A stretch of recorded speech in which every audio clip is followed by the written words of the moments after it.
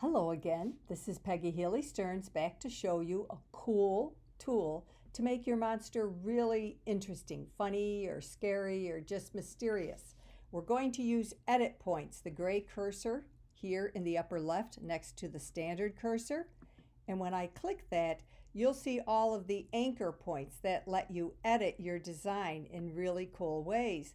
So I just click on an anchor point or an edit point and I drag it. I can drag as many as I want. I can even add new edit points. When I'm doing this, sometimes I like to zoom in. So I'm going to go here in the lower right and zoom in again. And let's say I'm going to add some edit points here. I'm going to put an edit point here, and then I can drag and make something kind of like a horn. And I'm going to drag out the face, the head, and add a couple edit points here. And I'm going to drag this and start getting a mouth.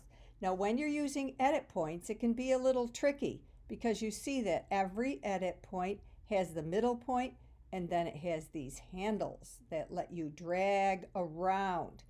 But don't worry, just play, have fun. If you get an effect that isn't what you want, you can use the undo button here just above the trash can, the red undo button, and you can click the redo button. If you want to see how your monster is coming, go back to the standard cursor here, the black cursor in the upper left, and there you have it. One thing I have to warn you is that in the last video, we selected the monster and we used unweld. And let's do that now.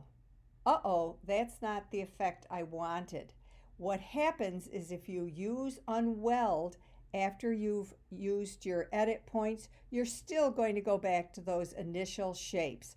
That's not what I want, so I'm going to go here to the undo button, and there I have my monster back. When you're ready, go to the file folder and click Save. You can print and cut or post now, or you can go on to the next section and start designing your 3D body parts, wings and ears and legs and antenna, or whatever you can imagine. Have fun!